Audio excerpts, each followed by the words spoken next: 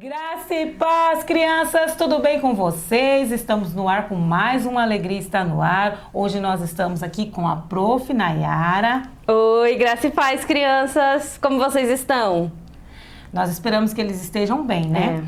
E que vocês já vão compartilhando, já vão se inscrevendo no canal, já vão chamando os amigos, os familiares para assistir o Alegria Está no Ar, porque hoje nós vamos trazer uma história maravilhosa para vocês. E algumas curiosidades sobre esse personagem, não é verdade, prof? Sim, uma história assim incrível de uma pessoa incrível, na verdade, né? Todos da Bíblia são histórias incríveis, né? Mas não deixa de ser muito importante aprender sobre a vida dessa pessoa.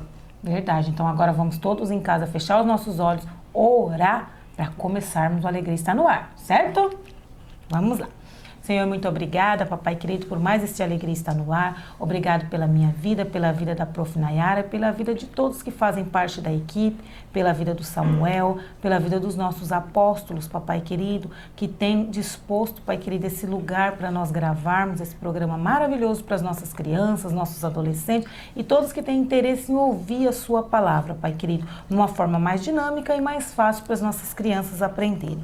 Senhor, nesse momento eu peço que o Senhor possa visitar aqueles que estão hospitalizados e restaurar a saúde de cada um, Senhor amado. Todos aqueles também que estão em casa com algum tipo de enfermidade, Senhor. Que o Senhor possa, pai querido, passar por aquelas casas, determinando a cura na vida de cada um. Em nome do Senhor Jesus Cristo, amém! Amém. Então vamos lá, Prof. Nayara, sobre quem será? Que é?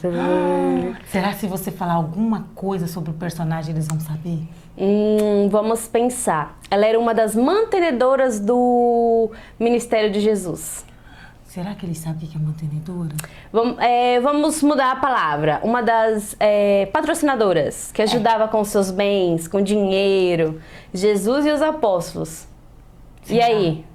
Eu já sei quem é. Será que eu posso responder? Vai, vamos ver se a Ana sabe.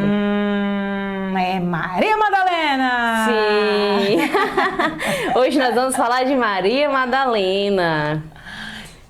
Maria Madalena, gente, o nome dela, Maria, né? E Madalena, o que é muito interessante, que eu tava pesquisando ali, se diz referente ao lugar de onde ela é. Ela era de Magdala, uma região ali da Galileia, uma vila de pescadores, a aproximadamente uns 10 quilômetros de Cafarnaum, né? A gente sabe que a maior parte do ministério de Jesus foi ali na Galileia, né? Então, assim, Jesus a conheceu ali, uma das pessoas que foi curada por Jesus, né? Assim, e além de tudo, ela ajudava a manter ali, né, o ministério de Jesus. Não só ela, existiam várias outras mulheres que seguiam Jesus, né? A gente às vezes vê falando tanto dos apóstolos e não sei o quê, mas também tinham essas mulheres incríveis que também ajudavam ali, eram seguidoras de Jesus. E na passagem que fala de Maria Madalena, que era Maria de Magdala, fala também sobre Susana, né? Susana, que também isso. ela era uma das companheiras ali de Maria Madalena e Maria, mãe de Jesus, que ajudava a manter a obra, né? Sim. E lembrando que não era só financeiramente, né? Elas colocavam a mão na massa mesmo, elas estavam ali cozinhando, né? Sim. Com certeza lavando as vestes de Com Jesus, certeza. porque eles passavam de cidade em cidade, não tinha como eles ficarem lavando, né? Alguém tinha que lavar para eles, alguém tinha que fazer a comida para eles, né? Então, era todos esses afazeres, não era, era rica, mas só dava o dinheiro. Não, elas andavam com Jesus, elas também falavam do amor de Jesus por onde Jesus passava, né? Com certeza ela e as outras mulheres ajudavam a organizar a multidão, né? Sim, sim, com certeza. Porque às vezes a gente vê na igreja da gente primiciar, dizimar, ofertar. Às vezes a gente não entende, mas a gente já vê lá atrás que tinha esse papel que precisava. Nossa, mas por quê? Porque tem que ter essa disponibilidade ali, tem que ter o tempo, tem que ter um lugar para as pessoas ouvirem falar de Jesus. Mas, eu tô ajudando com o dízimo, eu não preciso fazer nada na igreja. Muito pelo contrário. Né? Cada um deve sim assumir uma responsabilidade, né? Que não pesa para ninguém, né? E o ministério consegue ir muito mais longe, alcançar muito mais pessoas. Isso é verdade, porque você já pensou se igual assim, lá na época de Jesus tivesse que manter tudo sozinho? Porque fala na Bíblia, né, que Jesus de rico se fez pobre. Então, toda a riqueza de Jesus ficou no céu. Sim. Quando ele se tornou homem, ele veio para viver como homem. E nós sabemos o quê? que ele nasceu de uma mulher, né? Aí ele tinha o quê? José, que era o pai de criação dele, mas ele ali no momento nenhum fala que eles eram ricos, milionários, né? Isso. Até porque se fosse, Jesus tinha mantido a obra sozinho. Sim. Já não manteve sozinho para quê? Para dar exemplo para nós, que precisava, né? De Maria Madalena, de Susana, de todas aquelas outras mulheres para ajudar financeiramente para manter a obra. E nós vemos também o quê? Por que eu falei que ajudava a organizar a multidão? Porque aqui na igreja nós vemos, se não tiver toda uma organização, que bagunça que não vira, né? Sim. Tudo tem que ter ordem. Que bagunça que não vira. Se não colocasse as crianças, os pequenininhos em uma escolinha, os grandes em outra, virava uma verdadeira bagunça, né? Porque os pequenos não conseguem entender da forma que é explicado para os grandes. Os grandes acham chata aquela forma muito infantilzinha, né? É. Então, tinha toda essa questão para elas organizarem, Sim. né? Uhum. Não era apenas isso. E também conta que ela foi uma das primeiras, né, a ver o quê? Ver a tumba vazia. É porque... E também, olha só que interessante, ela estava com a Maria, mãe de Jesus, ali no pé, né? Ali de todo momento da crucificação de Jesus, ela estava ali. Até o final, acompanhou até o sepultamento. E aí, no primeiro dia da semana, foi com outras mulheres. Eu acredito que ela tenha sido a primeira a chegar lá e viu a tumba vazia. Ela foi a primeira a ver a tumba vazia, né? Aí é que ela vai, chama os apóstolos, 2 vêm com ela. E, né, eles ficam sem entender, eles vão embora, ela fica ali chorando, e aí o próprio Jesus aparece para ela. Ela também, além de ser a primeira a ver a tumba vazia, foi a pessoa que propagou essa mensagem que ele tinha ressuscitado. Foi a primeira pessoa. E como ela reconheceu? Quando ele chamou ela pelo nome, que é como Jesus nos chama, ele nos chama pelo nosso nome, né? Olha que tremendo, né?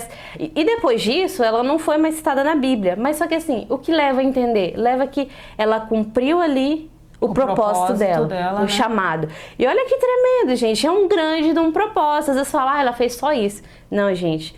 Foi poderoso o que ela fez. E sem contar o seguinte, que foi necessário contar essa parte da história. Com certeza, depois que Jesus voltou aos céus, ela o quê? Foi constituir família, né? E continuou falando do amor de Jesus, com certeza, né? Porque o papel dela até aquele momento não era constituir família. Até aquele momento era o quê? Era ajudar na obra, Sim. né? E a partir do momento que ela cumpriu o papel, ela foi cuidar da vida dela, Sim. né? Jesus voltou para a glória e conta o quê? Que a primeira vez que ela foi citada na Bíblia foi quando Jesus expulsou 7 demônios dela, 7 demônios, né? que ela foi curada, né? Dessa expulsão. Assim, alguns falam que não foi exatamente isso, mas eu acredito que realmente tenha sido a expulsão de 7 demônios. Que a gente sabe que o 7 na Bíblia é um número de totalidade, né? Então, assim, imagina, né, a tremenda cura que Jesus trouxe para a vida dela. Por isso, do quê? Da fidelidade dela em caminhar com Jesus, né? E muitas vezes nós vemos que Jesus nos livra dos 7 demônios e muito mais coisa, e nós fazemos o quê? Viramos as costas para Jesus, Sim. né? Muitos de nós falam, não preciso mais de Jesus, não. Aí vai seguir a vida fora dos caminhos do Senhor, como se tivesse tudo certo. Sem lembrar, né, que quando saímos da presença do Senhor, era 7 antes. Depois vai se tornar o quê? Não, na verdade era 1, né? Era 1, fica 7 vezes pior. Fica 7 vezes pior. Então, junta os 7 mais 1 dá 8. Então, agora pensa na tribulação, né? É tribulação total, porque enquanto não é conhecedor, é uma coisa. Depois que conhece, é outra, né? Fica muito pior a vida quando abandona, né, todos os princípios que já é conhecido. Por quê? Porque quando você não pertence a Jesus totalmente, você já é do maligno, né? Porque na Bíblia fala que o mundo jaz do maligno. Jaz do maligno. Então, se jaz do maligno, não vem falar que você está no mundo, você é de Deus, não. Porque não é bagunçado assim que funcionam as coisas. Às vezes quer as mentiras do mundo, que tá tudo bem fazer isso, tá tudo bem. Não tá tudo bem, gente. Não acreditem, né? Vocês, crianças, estão crescendo, estão em desenvolvimento, vai vir... Muita gente vai falar inúmeras coisas. Tá tudo bem, não tem problema. Não, não é assim que funciona. Deus, ele é amor, mas ele é justiça, né? Então as coisas... O que a Bíblia diz? Sim, sim, não, não. Certo é certo, errado é errado. Errado é errado. Não tem, mas... Não. Errado é errado. E aquela história que Deus escreve certo por linhas tortas. Não, isso não existe. Isso é uma mentira. Deus é perfeito. Tudo que ele faz é certo, perfeito, por linhas certas e correto. Exatamente. E tudo que ele faz é no tempo dele, não no nosso, não né? No nosso. Porque nós vimos o quê? ela foi citada 2 vezes? Foi citada 2 vezes, mas foram 2 vezes extraordinariamente citada ali. Foram parte da história que fez toda a diferença e nós falamos dela até hoje, né? De Maria Madalena. Nós queremos ser conhecidos por Jesus como? Como uma criança obediente aos princípios ou como uma criança rebelde? Ah, ali a Joana, aquela criança que só desobedece à mãe. E aquele menino, o Pedro, e o Miguel, será que é obediente? E o João, será que está obedecendo? A Sara, a Esther, a Júlia, a Sofia, será que estão obedecendo? Ah, não sei não, né? Então, nós temos que ser conhecidos por Jesus como obedientes, como filhos amados, né? Sim. Como Maria Madalena era conhecida como uma filha amada de Jesus, né? Que andava ali e obedecia os princípios. E nós vemos que o quê? Que desde lá dos primórdios, desde a época de Jesus, as crianças já buscavam ouvir a palavra, né? Porque tem uma passagem lá onde os discípulos querem expulsar as crianças, né? E Jesus fala assim, deixai vir a minhas criancinhas, porque dos tais é o reino dos céus. Olha que lindo. Outra coisa que ele fala, para sermos como criança, né? Inocentes, obedientes, amados, queridos. Será que as crianças estão sendo assim? É um questionamento que fica no ar aí, hein, crianças? E aí? Nós queremos saber, né? Se as crianças estão obedecendo como as crianças antigamente obedeciam, como os discípulos de Jesus obedeciam, não é verdade? Porque a obediência da palavra, do princípio, não é só para os adultos. Não. É para as crianças.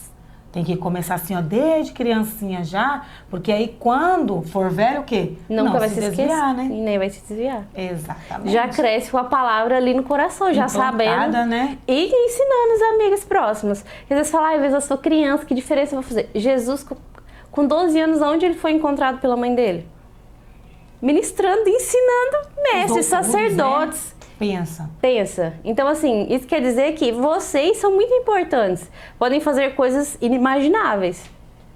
E a gente vê algumas pessoas contam testemunhos, né? Dos filhos que estão na igreja falando do amor de Deus, da palavra de Deus para os avós, para os tios. E muitas vezes, avô, tio, tia, não dá ouvido para os adultos. Mas quando uma criança fala, vovô, eu ouvi lá na igreja a história de Maria Madalena, que ela tinha uma enfermidade de muitos demônios. Aí Jesus expulsou todos, aí ela se tornou uma mulher fiel a Deus, cumpridora dos princípios da palavra, andava com Jesus. Aí o avô vai falar, que interessante essa história, né? Onde está escrito? Vai falar assim, lá no livro de Mateus, no livro de Lucas, qual livros mais, prof? Em todos os 4 primeiros livros do Evangelho, do Novo Testamento, ela é citada. Lucas, Mateus, Marcos e João. Olha aí. Né? A primeira citação dela é em Lucas 8. Então, assim, que é a passagem que ela é curada, né? E começa a seguir Jesus. Em todos os outros livros, eles falam dela. Às vezes, nossa, mas só isso. Olha só, gente, ela foi citada em 4 livros. Qual a importância, né? Você não precisa ser um Paulo da vida, um apóstolo Paulo. Não precisa ser, sei lá, um Pedro. Um Abraão. Um Noé. Não, você pode ser uma Maria Madalena que fez, assim, um impacto. E é muito importante a história dela pra gente. Serve como exemplo. Porque ali nós vemos que ela segue com Jesus até o fim, né? Até o fim. Ela assistiu à crucificação de Jesus, depois ela voltou lá, porque tem uma passagem que conta, eu não vou lembrar agora se é em Mateus, se é em Lucas, que conta que elas ficaram olhando José de Arimateia, né, pedir lá para colocar Jesus no sepulcro que ele tinha de família, e elas ficaram lá olhando, até porque elas só voltaram lá porque elas queriam ungir o corpo, né, de Jesus. O corpo de Jesus. Maria Madalena e Maria, a mãe de Jesus, queriam ungir o corpo de Jesus, o embalsamar que fala hoje em dia, né? Elas queriam fazer isso, mas quando elas voltaram, não estava mais lá. Mais Jesus a tumba lá. Estava vazia. Exatamente. A pedra tinha sido tirada, estava tudo aberto e a tumba vazia. Sem contar um detalhe muito interessante, uma curiosidade, se vocês quiserem pesquisar, a pedra diz que era tão pesada que precisava de 10 homens, né? Para remover a pedra de lugar. Precisava de 10 homens. E nós vemos que o quê? Os discípulos de Jesus estavam todos amedrontados. Então, eles não sabiam o que tinha acontecido. Né, elas duas nunca iam conseguir remover aquela pedra. Então, o que aconteceu ali? Foi um milagre mesmo. Foi Jesus, os anjos, né? Que a pedra se removeu do lugar com os anjos que Deus mandou e Jesus saiu do sepulcro. Como estava já falado, escrito, né? Como Se o cumpriu. profeta, né, Jeremias já tinha falado e outros profetas, Isaías. né? Isaías. Aí também João Batista falou que ia vir, né? Sim. Que ia vir do céu e tudo mais. Todas aquelas passagens maravilhosas que já os outros profetas já tinham falado, se cumpriu.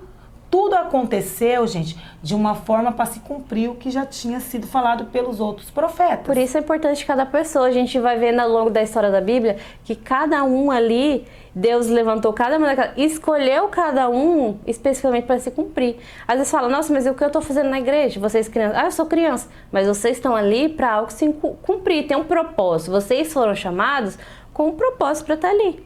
É que todos Faz nós, parte de algo. Todos Isso. nós temos um propósito. Não adianta eu querer dançar se o meu talento não é dançar. Isso. Ou querer cantar se não é cantar. Mas cada um com o seu papel cumpre, né, o propósito de Deus na terra. Exatamente. E sem contar o seguinte, que todos nós temos o quê? O chamado de pregar o evangelho a toda criatura. O mais importante, gente, é o nosso principal chamado. Principal chamado. Você não precisa debater com ninguém se Deus existe, se não existe. O chamado de vocês é pregar o evangelho. Exatamente. Você não precisa provar que Deus existe, ele se prova a Deus.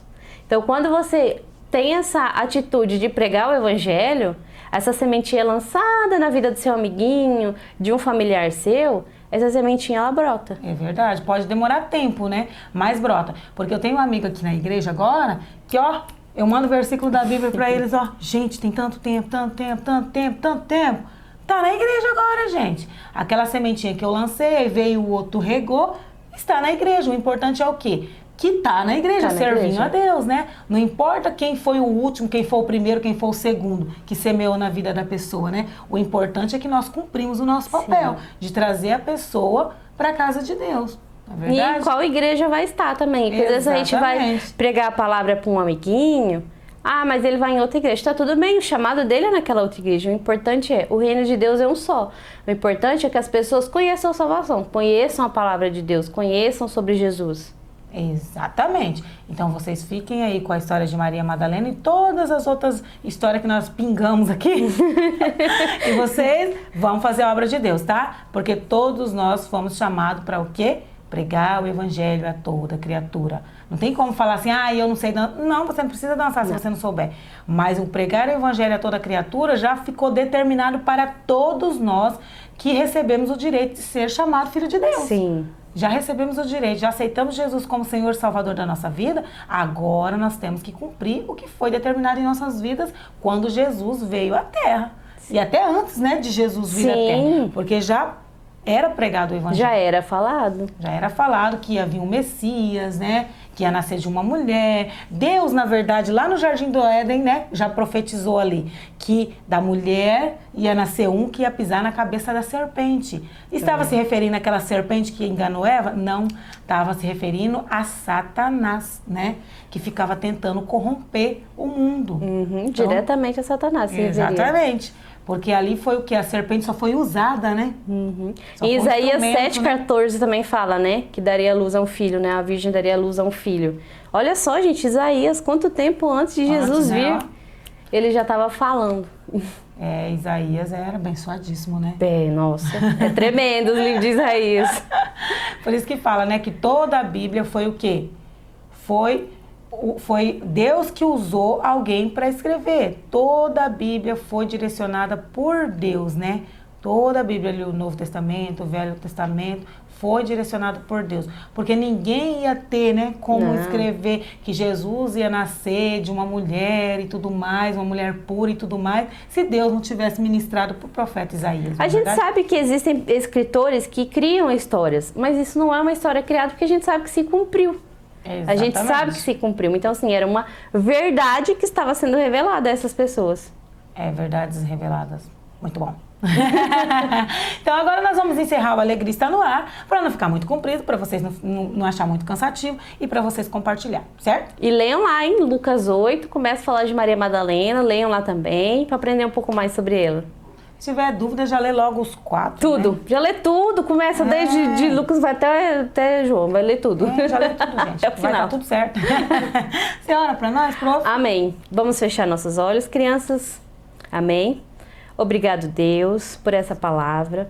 Eu espero que tenha alcançado o coração de muitas crianças, muitos familiares, né, que estejam com o coração aberto para receber essa palavra, que ao longo dos dias, ao longo da semana, possam refletir sobre isso, né, pensar sobre isso, né, e colocar em prática tudo o que aprenderam aqui hoje. Né, que não sejam palavras lançadas vazias, a gente sabe que não foi lançado vazio, e que cada uma dessas crianças sejam usadas poderosamente no teu reino, conforme a tua vontade, porque nós sabemos que o Senhor tem um propósito grandioso para cada uma delas, e que se cumpra a tua vontade na vida de cada uma delas, papai. Abençoa poderosamente a nossa igreja, a vida dos nossos apóstolos, dos líderes, dos nossos pastores, e que essa semana seja abençoadíssima. Em nome de Jesus, amém. Amém.